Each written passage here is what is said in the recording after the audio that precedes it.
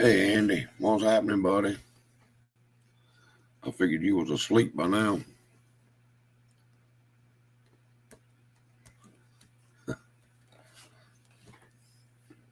Yeah, I don't know, man. Many people get on here tonight or not. They just hadn't done it in a while.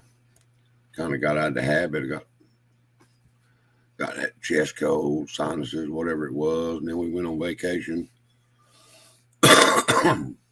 I kind of missed what 2, 3 weeks, 3, 4 weeks. I don't know. No, been a while anyway. But everybody that comes on here tonight, I'm gonna get them to go over there to your channel and sub to you and aggravate you about making videos. Because we got to get some videos up on that Jeep. You ready for that?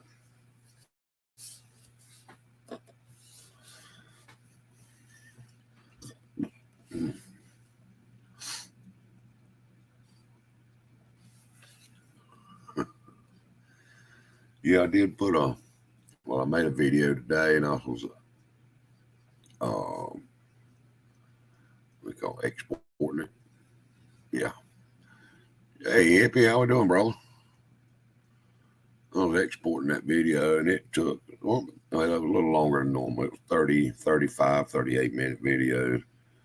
And it just froze up, wouldn't export.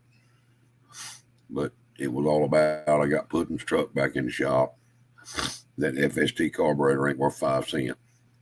It needs a 2-pound hammer put on it and just beat it to death. I'm done with it. He picked up a quick fuel 750 double pumper from his brother or somebody. I'm not sure where he got it from. And I went through it today, stuck it on there. Seems to be working real good, pretty responsive, and the carburetor responds when you do some adjusting on it. Where that FST just wouldn't. Living the dream, brother. Just waiting. Don't want nobody to wake you up, man. Just hang right there with it. Hey, Terry, how we doing, brother? But yeah, I would never recommend a FST carburetor to nobody. I wouldn't. I thought I would, and I thought I really liked them to start with. But the more I've read about them, man, it seemed like everybody just not happy with them at all. Quick fuel, is just another brand of Holley. All direct replacement parts for Hollies go right in them. And it's tunable.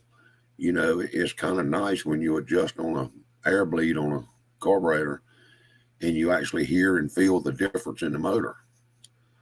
With that FST, you could adjust on that thing, and man, I moved the floats up and down to try to get away from the fuel wells, and it's just dribbling gas from somewhere.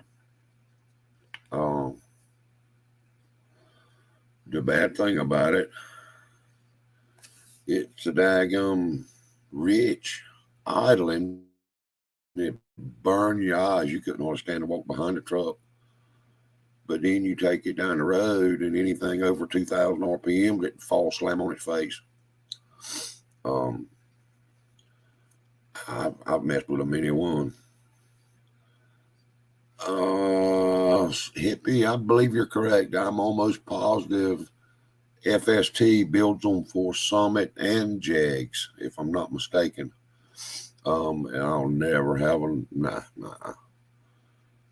They're junk, as far as I'm concerned. I mean, I don't know. For what they cost, no. I'll go buy, like I say, a quick fuel or a brawler or something like that, or just a straight up Holley before I'd ever do that junk again. I mean, that boy's got. There's the linker up there. If anybody wants to get in, that boy's got a bunch of money in that carburetor. I think he's got $800 in it. the supposed anodized peeled all off of it.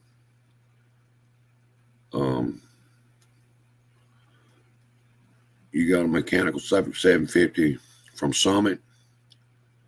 Is that what you're saying, Hippie? I've been told that FST built Summit and Jegs carburetors. Now, I'm not sure about the Summit, but I'm pretty sure about the Jegs. Man, I don't know. For okay, yeah. The price difference is not there for me to. I just can go ahead and spend $1 or $2 more or less, whichever way it works, and get a quick fuel or a brawler or a Holly, because Holly makes all three of those. But the that FST, man, it looks like every one of the little jets in the fuel wells that are supposed to be changeable, they're corroded up. You can't get them out to change them if you wanted to, or to plug them. So the metering blocks are kind of junk. The air bleeds don't seal well at all. When you can take a can of starting fluid or brake clean, either one, with a truck sitting there running, and spray brake clean, starting fluid, whatever, right on the air bleed screw, and the motor speeds up, it's not sealing. You pull them out, put new O-rings on them or new leathers, whichever way they're made, and they still don't seal. You can't adjust that. You just can't do so much with it. So I'm not. I told him the other day when we brought it back up here, he weren't happy with it at all. And man, I don't know what to tell you other than beat that thing to death. He said, put a carburetor on it. Put one of yours or something. I don't care. Put a carburetor on it. And then he called me a little later on, and he had got one from off of a Mustang or something that he had, and it works good. It's crisp, responsive right off the idle. Clean, pretty clean idle. It's really hard. I don't know where true top dead center is on that motor. There's about 3 or 4 marks on the balancer, and so I really need to get it on top dead center so I can find out exactly what top dead center is, and then I'll know exactly how much timing I'm putting in the motor. So really, I don't know if I got 35 degrees of timing or 45 degrees of timing or 25 degrees. I don't know. So I may work on doing that tomorrow. And I went there and I cut the shock brackets off from under it that I put on it the other week. I didn't expect that truck to settle as much as it did. I had it up on the lift and took them tall jack stands I got and put under the rear end and started cranking them up until the truck eased up off the back arms of the lift. And I really thought, okay, well, that would be pretty close to where the rear end's going to ride at ride height. I guess I didn't get my geometry out right because I messed that one up. So I centered the shock up on that ride height. There was 8 inches of travel in the shock, and I set it at 4 and welded the brackets on the rear end. Well, as soon as the truck went down the road and come back, the shocks were bottomed out. So that math didn't work. So I told Puddin' anyway, I want to fix that. I'm not happy with it. You can't drive it. Feels like the damn thing's got square wheels. So I got it up on the lift after I got the carburetor straightened out and cut the shock brackets off. And went ahead and ordered some weld-on like coil-over shock brackets. So it'll give us a bunch of adjustment. That's the only way I know to do it. And then we can do it. And if the truck sets down hard when it leaves, we can adjust the shocks accordingly.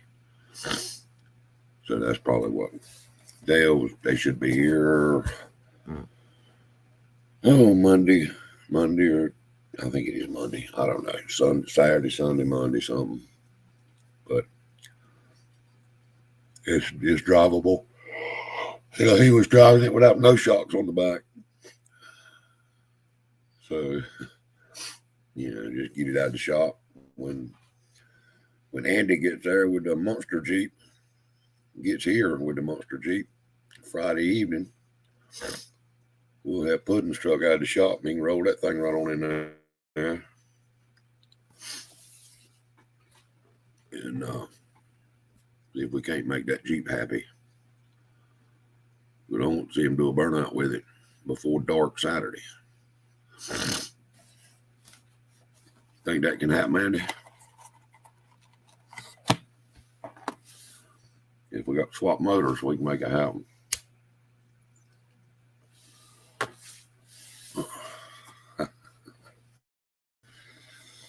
Oh, me.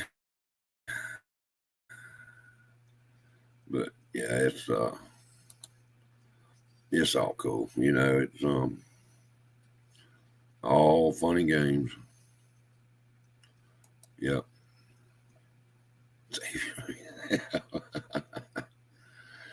Yeah, that's right. That's right. So we'll do that. And it'll work out, man. We'll get that Jeep there. It won't be no biggie.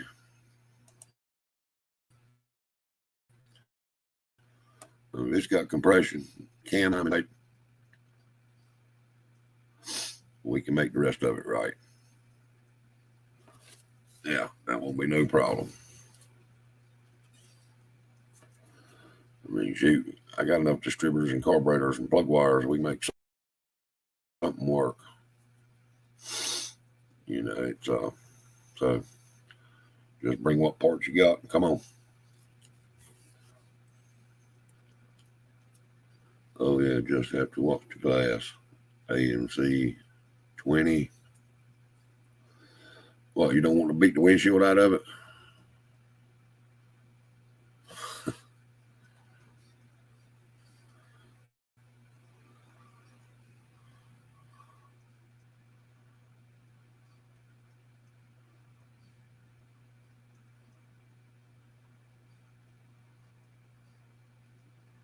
Oh.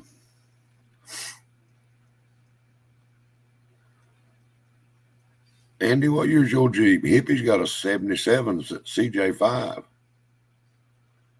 That's what I always wanted, a 5. But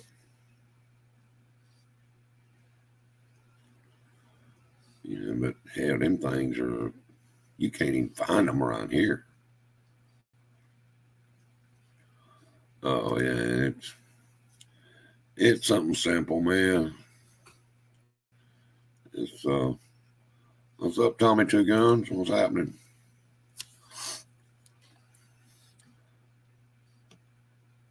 Yours got a 304 in it, Hippie.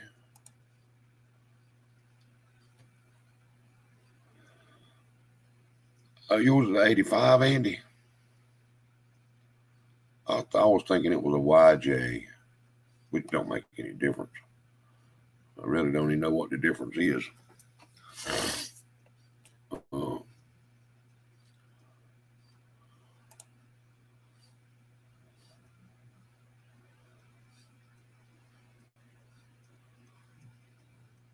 Okay.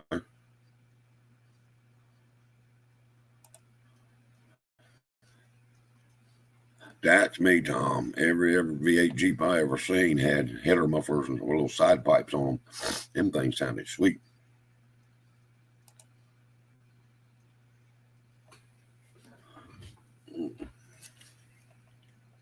Okay. Well, that's cool. We'll see it Friday evening, Friday night, Friday something.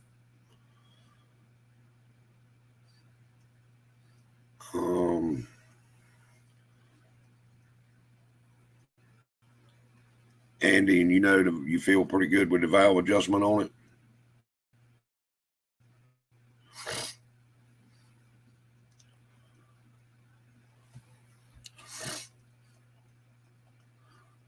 We're getting gas. We got compression. Cam timing's right. All it takes is fire. So maybe it's an ignition deal. We'll figure it out.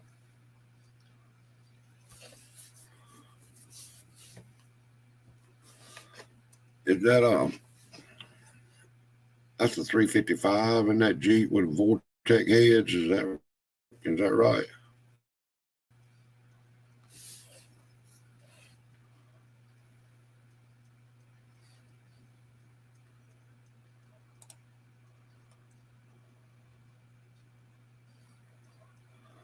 Oh yeah, I understand, man. We got thunder squalls around. I'm expecting my Wi-Fi to pop out anytime.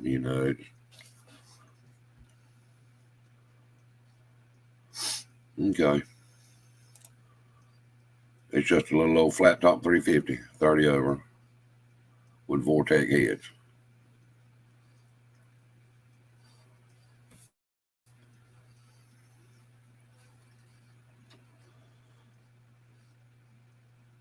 Yeah, I don't know what's going on. I reckon it's the weather.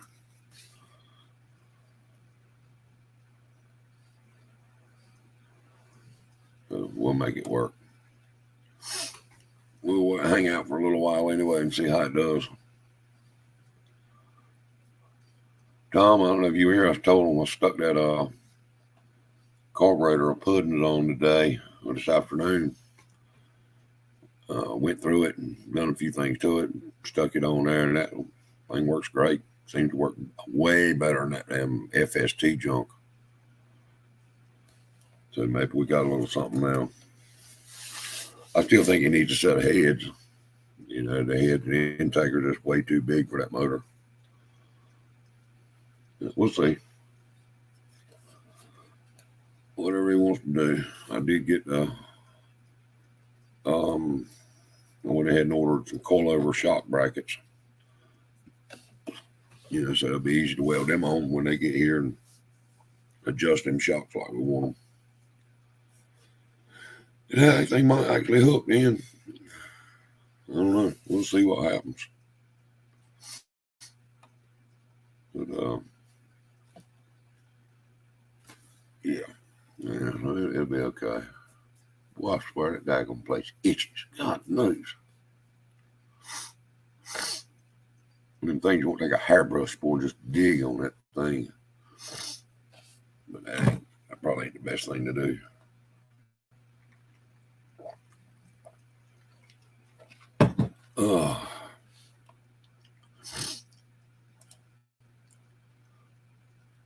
What's up, CC? What's happening?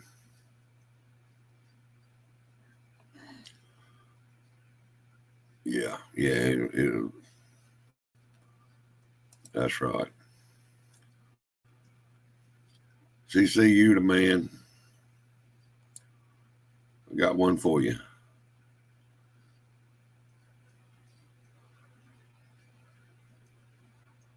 Okay, it's cool then. That's cool. CC, painted a hood today, or not today, Saturday.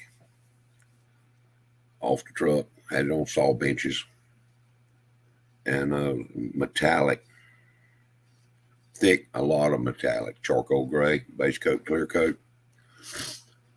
And that thing, tiger stripe, some kind of bad. One thing I know, we messed up. We painted it outside, and it was shit, 100 degrees, I reckon. So that paint was flashing just as soon as it touched the metal. So I reckon we get to practice sanding some more, sand it back down, try it again. But I think the metal was just too damn hot for that paint. Because we painted a door inside the shop, just playing, practicing, see if we can make the clear run. And we finally made the clear run on that practice door, but you had 4 coats, 4 passes back over the same spot. And it finally started getting a little run in it. Yeah, Andy, it's pretty solid motor. It ought to sound good. Hydraulic roller. Ought to be a handful in that little Jeep.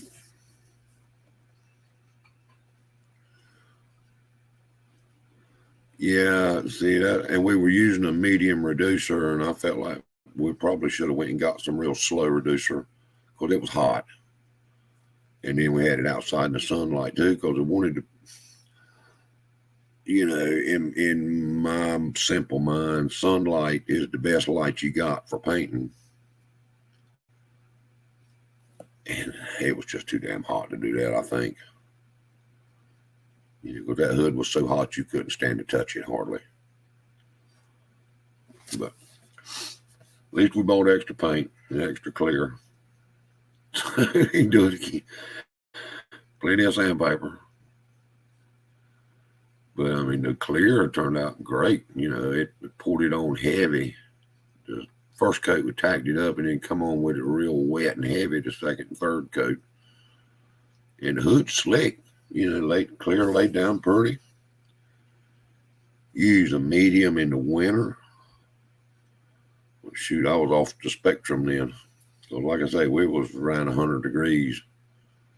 And we were kind of scared it was going to be too hot. But hell, let's do it. See what happens. But like I said, the clear was happy with it. Clear laid down just as pretty. So it's, I don't know. Learning all this paint stuff, it's a lot more to it than what people realize and what I realized. It's amazing how you can dry sand a vehicle and it looks awesome. Pull it out there in the yard. Yeah, I believe that, CC. I mean, shoot, the paint was so daggum thin out of the can. I didn't think I even needed a reducer in it, to be honest. Almost like spraying water. But it laid down pretty. It just tiger striped up.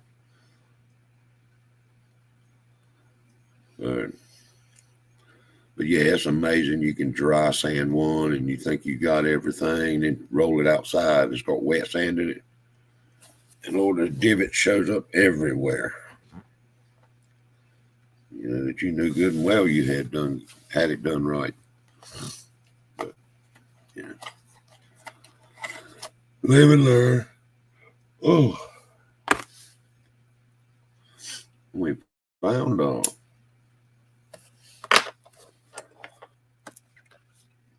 shoot, I can't remember the name of that clear coat now. But it's what Napa sells. Acne or something like that.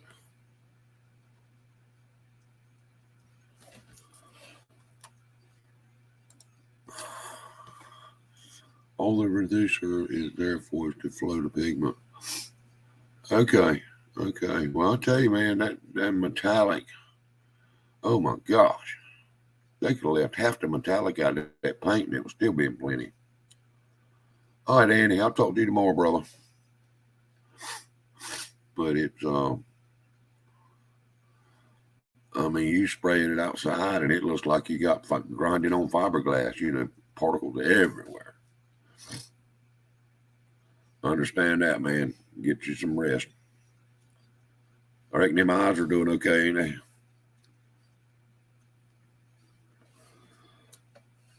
But shoot, we found the exact same clear and reducer that Napa here was charging. It was right at $130, $40 for a gallon plus the reducer. So it was $150, $160 for a gallon of clear and the reducer. And we got looking online, just looking, and found the exact same clear out of Virginia, 2 gallons and 2 quarts of clear, 2 gallons of clear and 2 quarts of activator, which was just acetone, I think. I may be wrong about that. Activator anyway. A gallon of clear, 2 gallons of clear, 2 quarts of activator for $140. Shipped to the door in 2 days. The exact same stuff that was $140 a gallon at Napa.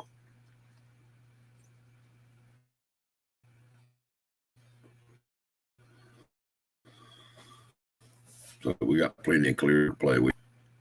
I just don't know. Yeah, I mean, I always heard, that there's very little markup in paint. Well, it may not be a lot of markup in paint, but it sure is in clear coat.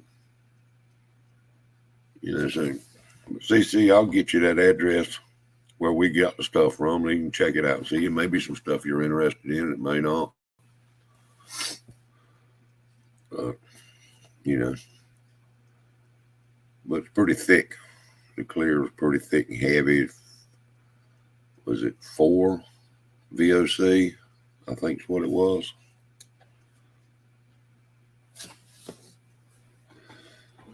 But now we got, oh boy, wet sand the truck. And then we got to sand that hood down, get that damn tiger striping off of it, and start again. But at least the truck's just in primer, so it just needs a good wet sanding. And I think we're good with it. I think. Maybe. Who knows? Little stupid price up here.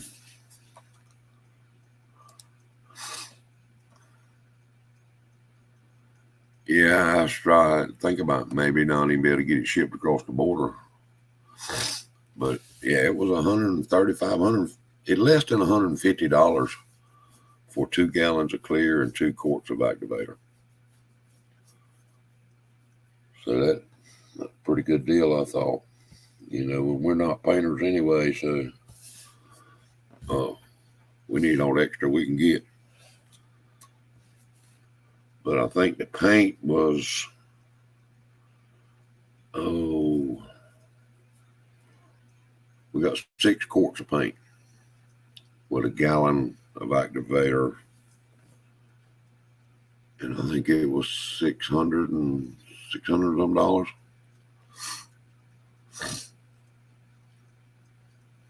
I believe that's what it was.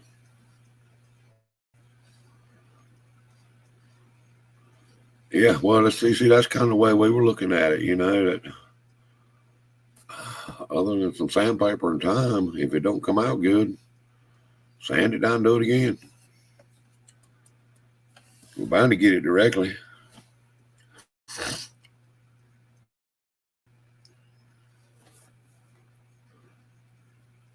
Hey, Lars, what's happening, JB?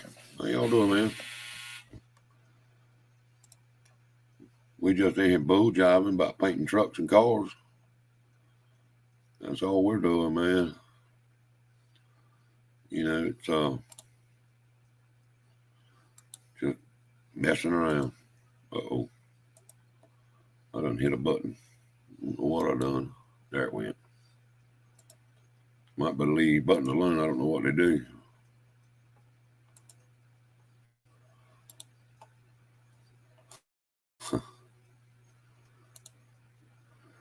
Yeah.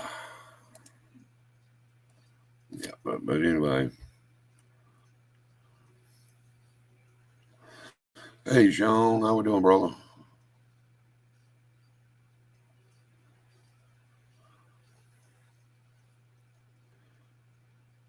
I do a release plan, block the clear. I thought about that. Instead of trying to strip that hood all the way down, wouldn't it be just as good to block the clear out and come right back over top of it?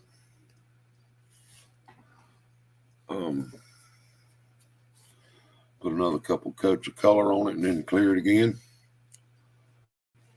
I think that would, I don't see why that wouldn't work.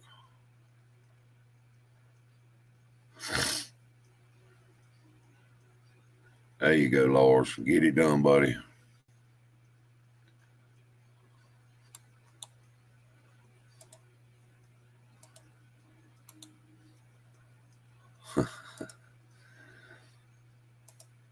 Yes, sir.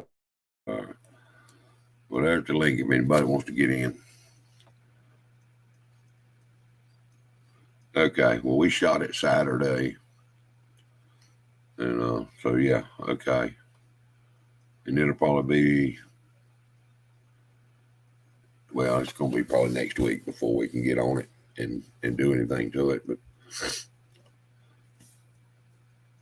now, I've seen a couple little divots in that hood. Is body filler going to stick to that clear after I block it, or do I need to get on down with it?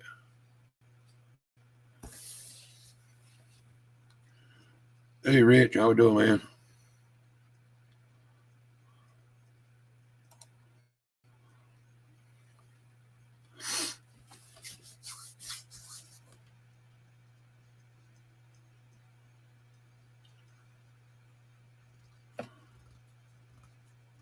Okay. Yeah, we found a couple of little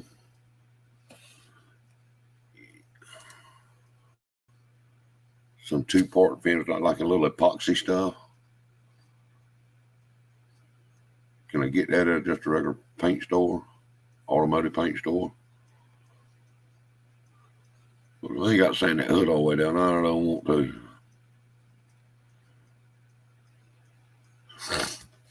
I mean, I don't know. We'll see what happens, but you jump on it with a DA, you can get on. You can put a hurting on that thing pretty quick. You know.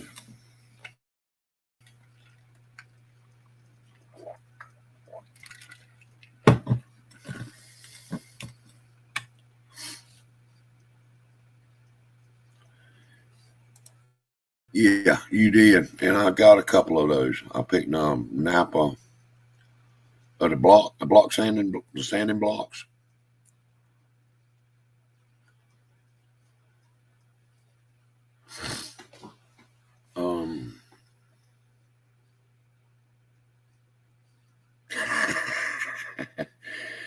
Oh, come on, man. DA's my best friend.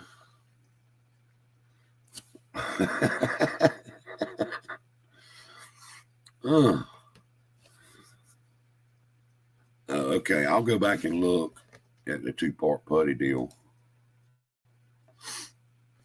You probably did send it to me. I know you sent me some links on blocking, and I got a couple of those. You talking about wanting to mess something up, and I got an air file. Good God Almighty, boy, that thing will tear something up in a minute. You better be ready, because you're gonna cut away a lot of filler real fast. It tear some fingers up if you ain't careful. But, yeah, so I'll check that 2-part putty.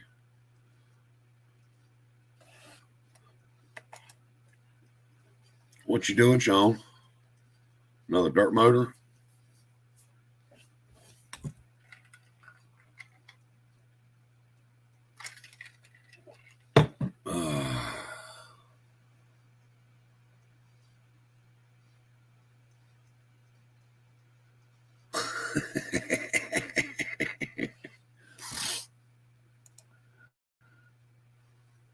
I'll tell you what, buddy, that daggum air file, you let your finger slip off the end of that thing, and boom, it'll beat that mama up before you can get out of it. Evercoat Spotlight. Let me write that down, so then I don't have to come back and look for it later on.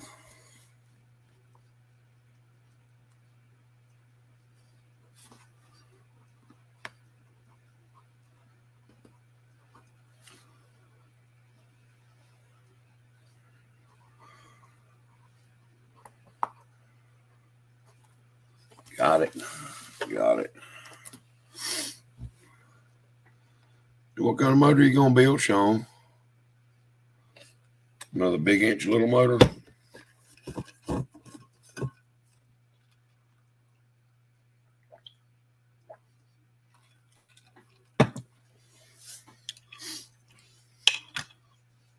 I'm trying to drink a lot of water I can drink. Ain't been drinking enough of it.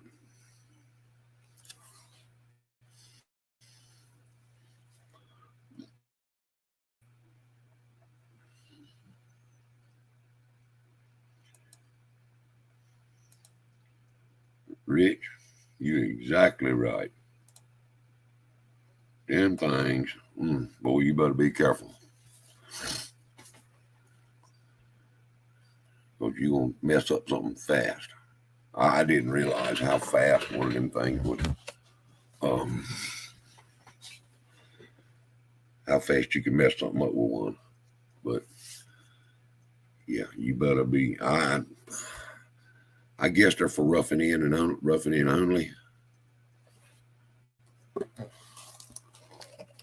Oh shoot, man, damn things. Yeah, that'd make a mess. But it's we've messed and piddled on this truck, messed and piddled on it. We're both about to get tired of fooling with it.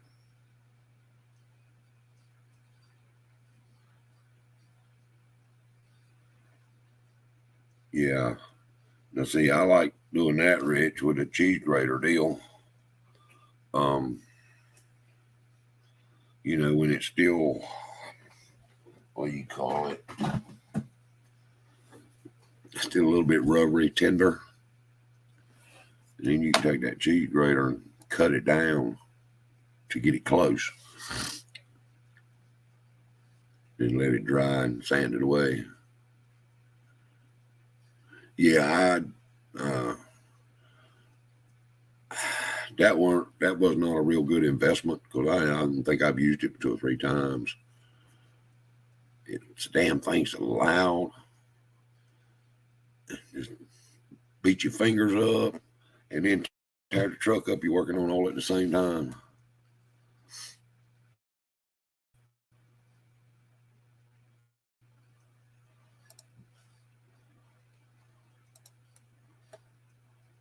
Oh, shoot.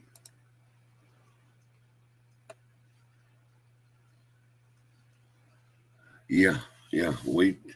We've gone to doing that, on the wet sand on the end, but I don't know that it wouldn't be just as well. Might save a whole lot of trouble, like you're saying, doing it once you get it rough cut in and see exactly what you're doing. Man, I don't know if it's just from being an electrician for 35 years into my fingers. I don't have a lot of feeling in them. I have the hardest time running my hand across something and telling whether it's a hill or a divot. Until I can get a straight edge on it, or put some guide coat on it, something of that sort. I mean, I'm not a paint body guy anyway, but I enjoy messing with it.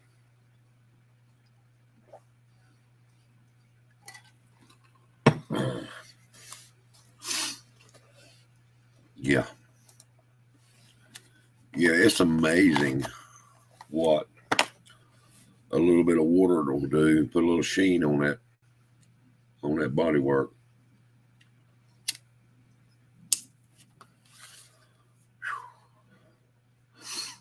Yeah, I'd hate to know I had to, like you see a lot of them custom car guys do, cover the whole car with a layer of Bondo and then sand it all down. Good God Almighty, I'd hate to know I had to do that. That is not for me. But the fun run out of that, huh? Yeah. No plans whatsoever of painting for nobody else. It's just me and my buddy fixing a truck for him. I'm not interested in painting for nobody. I don't even really want to paint for myself. a wheel. And I'm not good at it by no means, but you put enough on it, you can sand it down, color sand it, and buff it and make it look okay. Make a good 30-footer anyway.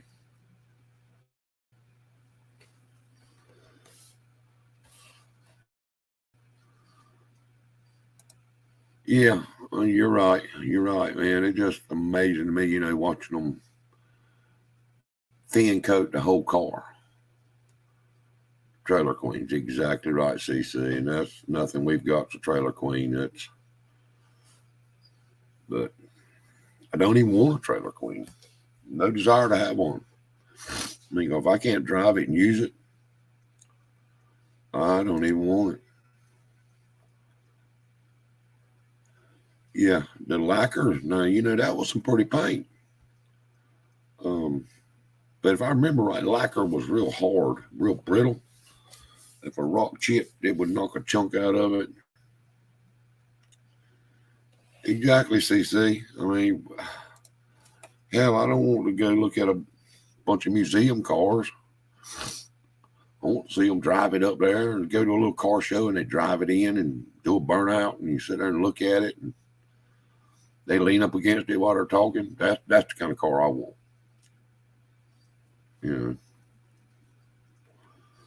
But just to totally redo one back, a better. Yeah, I get that, Rich. And I understand that, that you've got something that the value of it is gone astronomically high. Think, do I drive it? Pick your days that you drive it,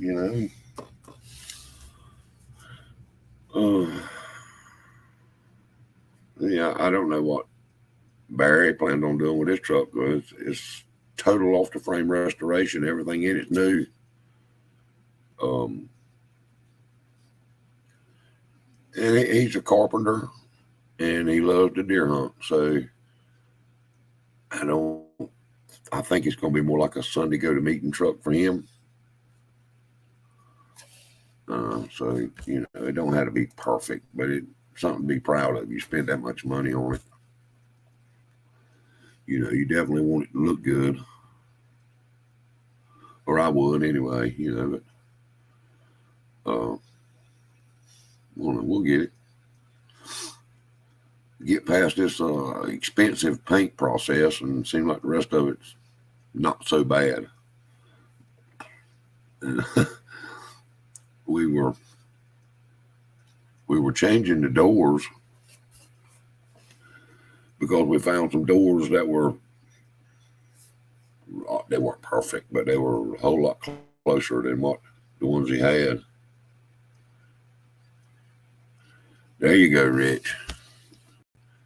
See, that's what you're supposed to do. Get out there and do a burnout in front of the house and smoke the tires and scare the neighbors half to death.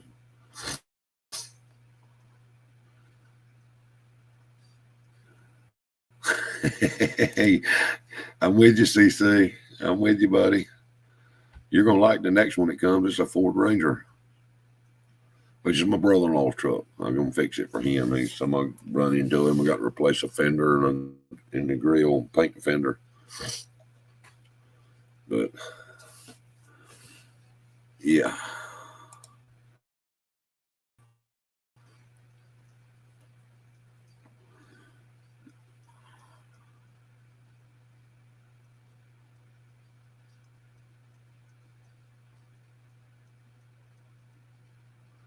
Yeah, I used to like to clear the lacquer stuff. It was pretty.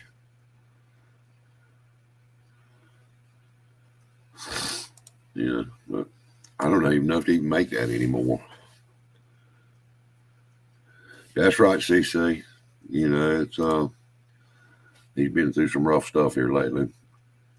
So I told him I'd fix his truck. But what the funny thing was, well, it ain't funny, it's aggravating. It's a 2002 Ford Ranger, little old V6 truck, extra cab, 2-wheel drive, nothing special. Went to order a fender for it and a grill, looking where I could get them. found them, and before you could order them, you had to know what factory or what plant built that truck, because every factory plant that built a Ford Ranger put a different front end on them, or different style front end. They weren't non-interchangeable. You've got to know the factory that built the truck before you can order a front end for it, or a grill and fenders. Oh, that's crazy shit. I never thought about it. So I guess it's almost impossible to go to scrapyard without looking VIN numbers up and find parts. So that's what I was hoping to do. I got a buddy, got a little scrapyard up the road, and he got a couple of Rangers. He was telling me the same thing, that very likely probably won't be able to get parts. Probably had to order new stuff. I was hoping to get something off a factory fender. At least it would probably fit a lot better than one of these damn $75 Chinese fenders.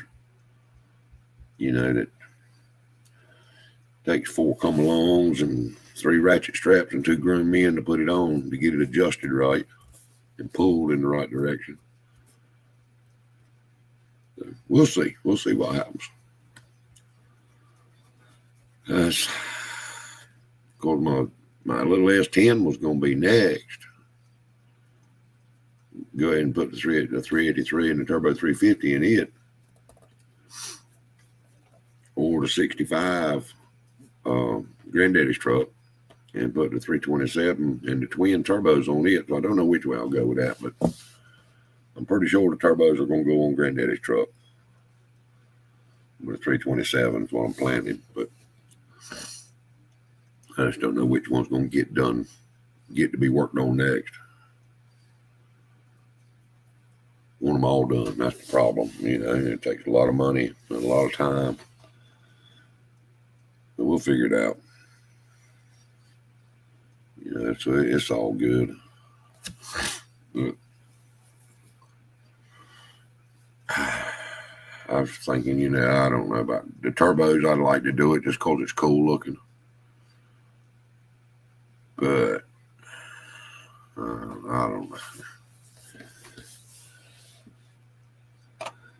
Yeah, I reckon I am. I just want granddaddy's old truck going, and get it working on it. But I swear sheet metal's so daggone expensive for that thing. It's crazy.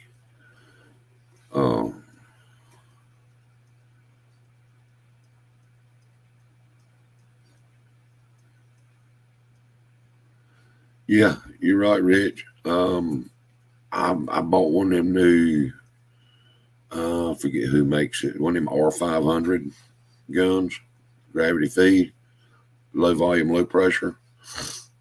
And I like the gun. And I went into Harbor Freight and got a bunch of that Spectrum paint cup stuff, where you mix up and pour in it and watch the cup collapse as you're painting. And just throw the cup away, the inside liner away, and do another one. Needs to be less mess anyway.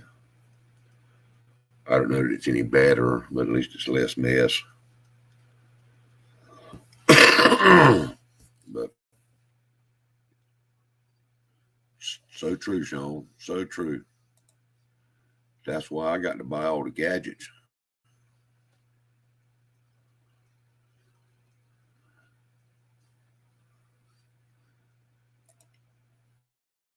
Yeah, I'm thinking that same thing, CC. Just for rigidity,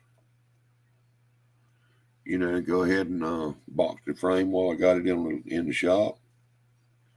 Wouldn't be hard to do. The frame's in excellent shape. It wouldn't be no big deal to box it in and make it a whole lot stronger. Oh. I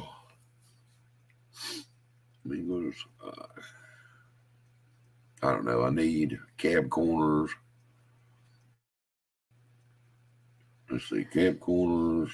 2 front fenders, and a hood. Really is what I need.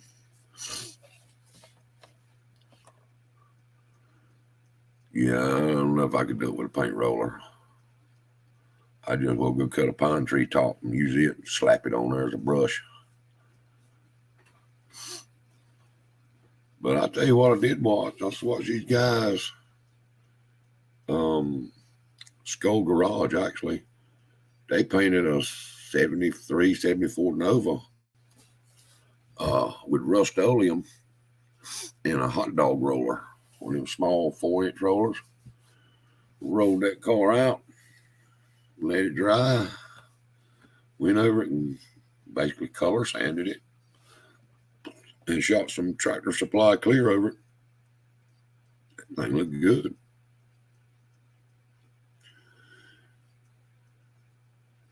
Rich, I'm about with you, buddy. I don't like painting the house. Yeah, them boys sure did, man.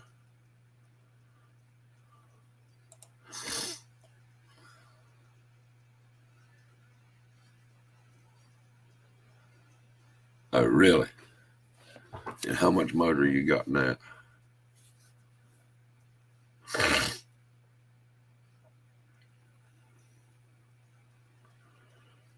Yeah, I'm with you, Rich. I don't like painting houses. See, how much power you think you're making with that truck?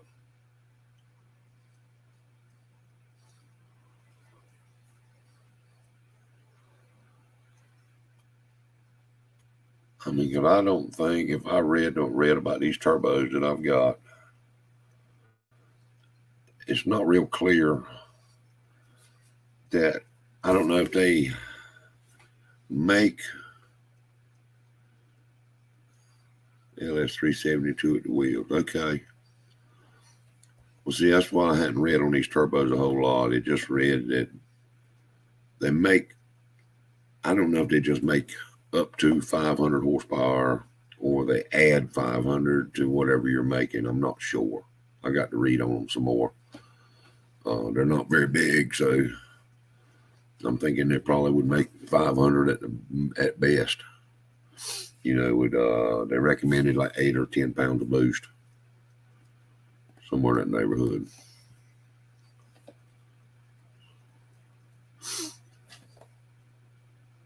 Yes, 372 at the wheels. So you're 400, 425, somewhere along in there at the flywheel. Okay.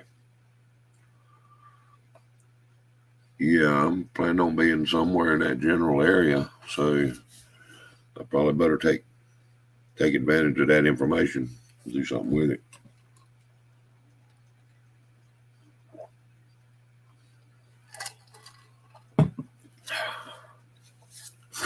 So it's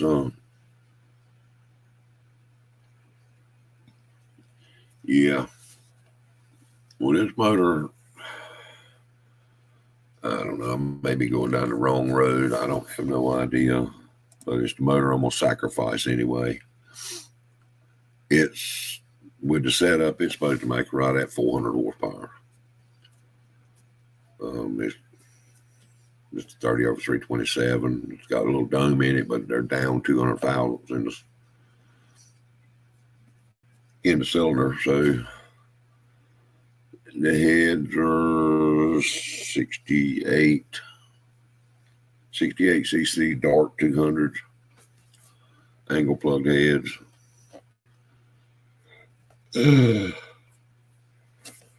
Oh, wait. You know, so and that calculates 350, 400 horsepower. I'm going to put a blow through on it, Sean, if I do it. If I follow through with this, yeah, I'm going to do a blow through carburetor. I'm with you, man. This is totally out of my realm of knowledge, and they look cool, but I don't know that I don't know. I got them at a deal.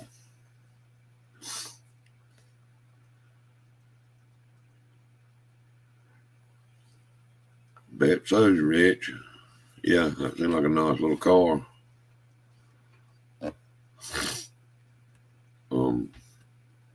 So I don't know. I don't know that much about the turbos. I probably should have never messed with them, but I got them. I have no money in them, just a little labor, and I was going to do it for free anyway to help a friend out. So kind of looking at it that way, I don't have nothing in them. I mean, there's some Chinese eBay turbos, a whole kit. I think the boy said he had $1,700 in the kit. A bunch of mess come with them, I know that, but I don't know about them.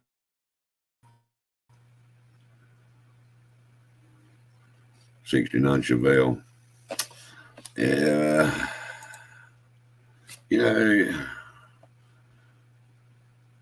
Let's see. What would be my favorite? I've had a half a dozen 67, 68, 69 Camaros, so that about over that. I like them.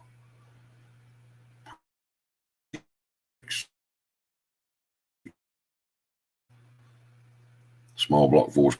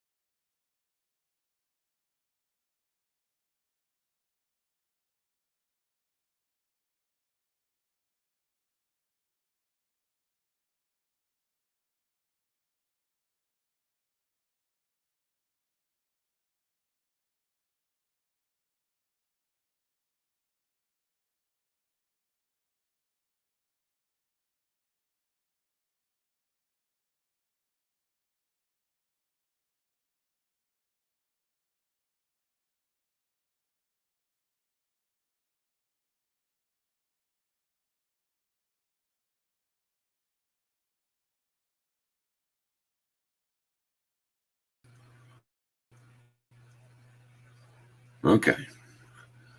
I guess we're still here. Yeah. It's yeah, I'm back. I don't know what happened. It just got shut down.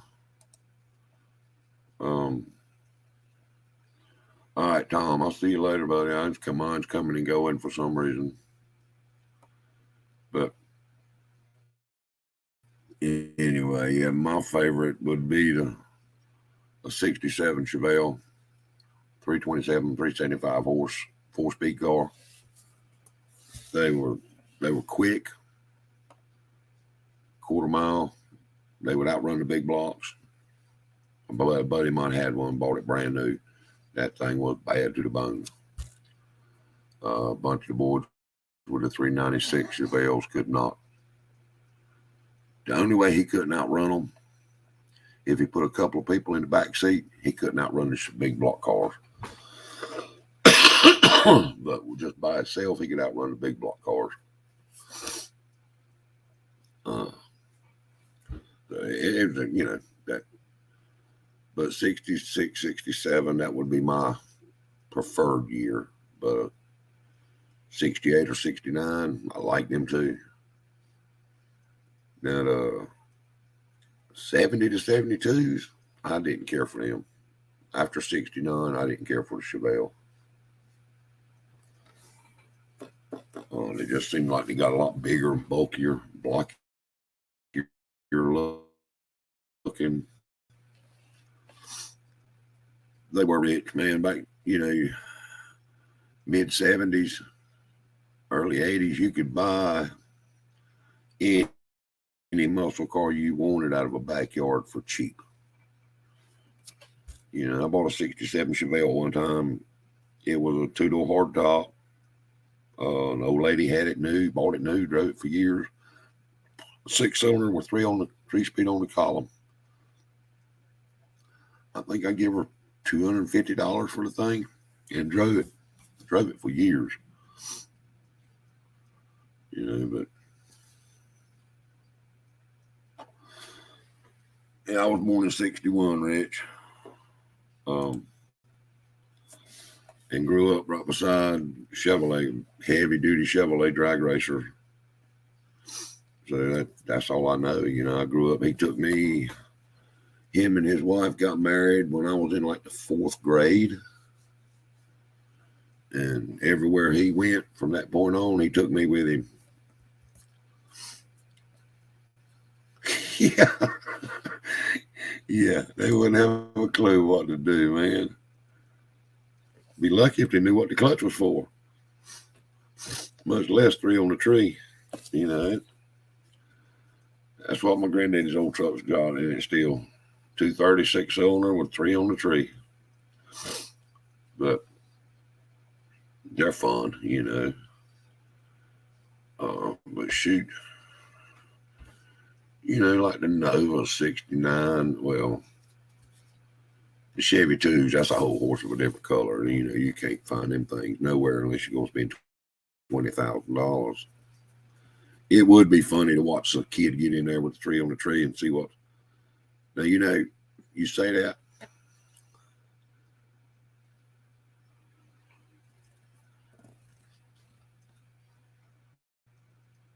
All right, CC, I'll be talking to you, buddy. Appreciate you dropping by. Hey, Tony, what's happening? But my 8-year-old grandson can get out there and move that truck around. He taught him how to drive a 3-speed. So he loves it. He likes messing with that thing. His legs just ain't quite long enough yet to match the clutch and sit back in the seat. But it's cool. I don't know.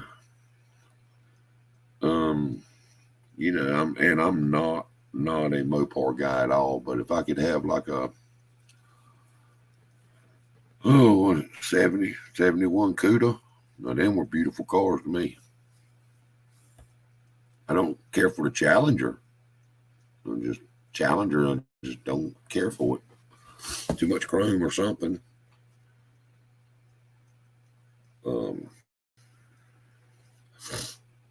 But like I'd much rather have in the Tri-5s, a 55 to me with no chrome on it is a whole lot prettier than a 56 or a 57 with all the chrome and stuff on them. I just don't care for all the chrome. That's just me. Everybody has their own choices.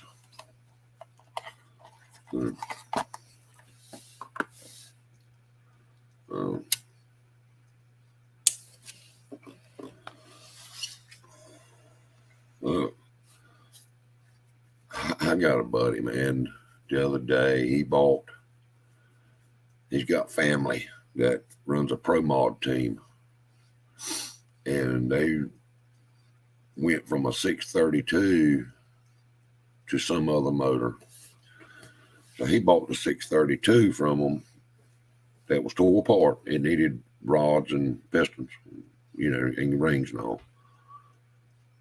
But he gave $20,000 for that motor. And it was in upstate New York. And his family, they kept it right there in the shop. And he's right here with me, close to me.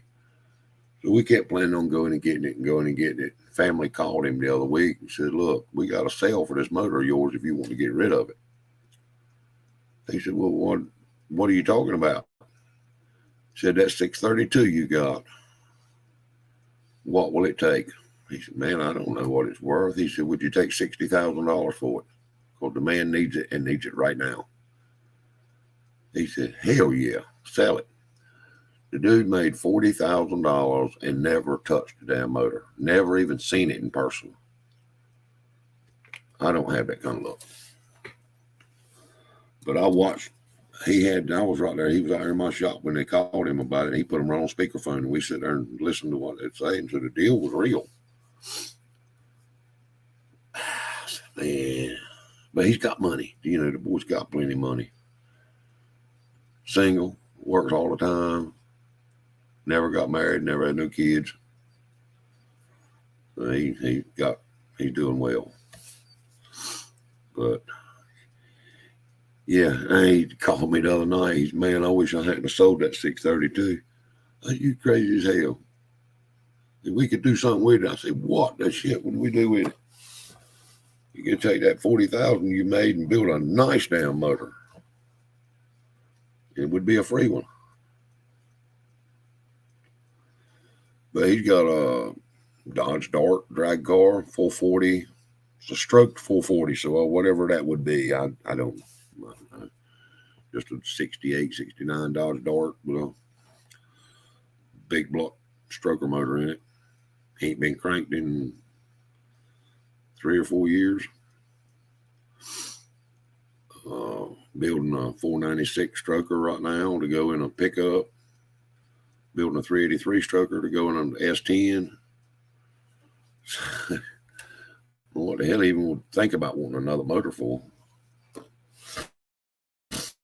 You don't race what he's got, they ain't gonna finish nothing he's doing. But that's him, he can do whatever he wants to do. But he does have a little scrap yard, and boy, man, that's money in that. Now he don't have no free time, but shoot, all weekend long, he's out there cutting parts out from their cars. Selling them all over the country. Anyway, it is what it is.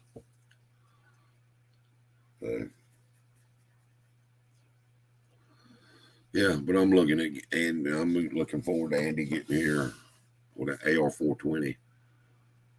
I want all y'all to go over there to his channel. He's a good friend of mine. He's out of Western Maryland. He's coming down here, leaving Friday, coming to my house Saturday, be there Friday night. And we're going to get his Jeep going. He's got a 355 hydraulic roller motor in his Jeep. So we're going to hopefully get that running Saturday. But I don't need to go over there and sub to him just to aggravate him about making videos. Well, he's real camera shy. He ain't much about that, but he wants to do it. He just don't want to be in front of the camera doing it.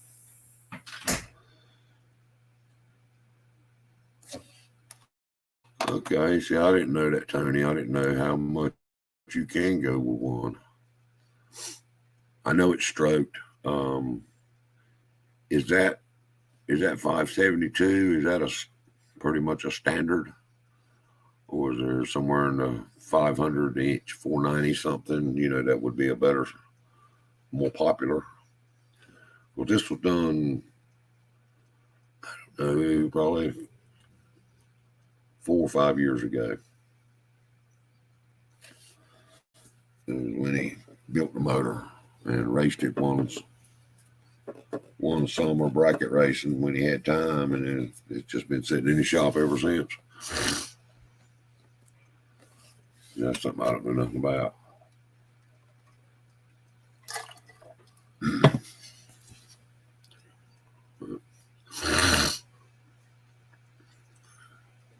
Yeah, I mean, him and that 632, that was the damnedest deal I'd ever heard. I never even thought. But some guy running another class had to have that motor. He wanted it bad, so damn, he didn't get it. So, but yeah, if y'all would, man, go look up AR420 when you get a chance and go sub to him and aggravate him on some of his videos. He ain't got like 2 videos up, 2 or 3. Aggravate him about getting up there and making more videos. It'd be funny anyway. But I don't know. But yeah, I was totally aggravated with that FST carburetor. That thing, I threw it on the bench, and that's right where I took the fuel lines off of it and throwed it over there. And as far as I'm concerned, it could go right in the trash can.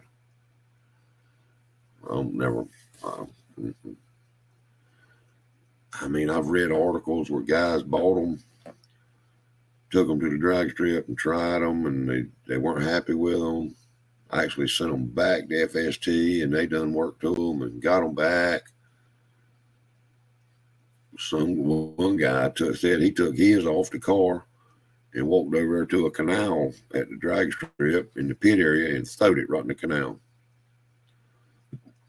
So he was done with that $1,000 bastard.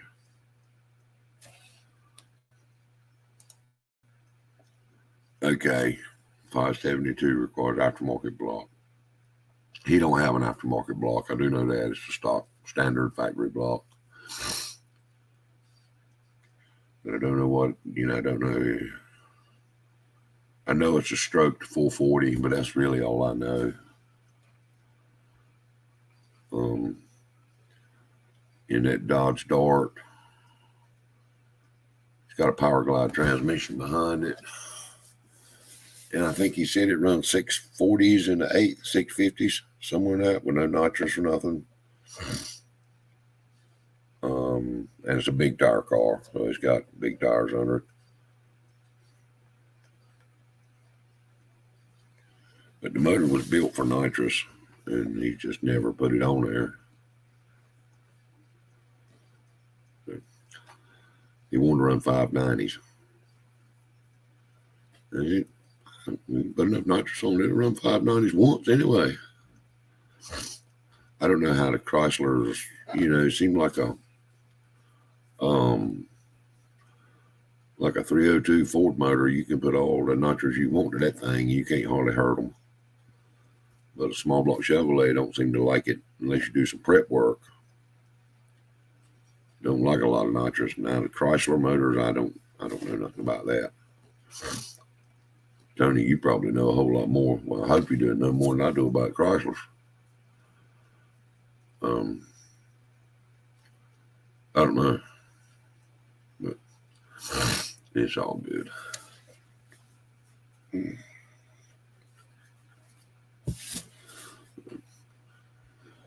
Anyway, guys, I think I'm going to get right and call it a night. We've been on an hour and 15 minutes. About done. So, anyway, all right. I appreciate you guys all coming in, and we'll see y'all next time. See you later.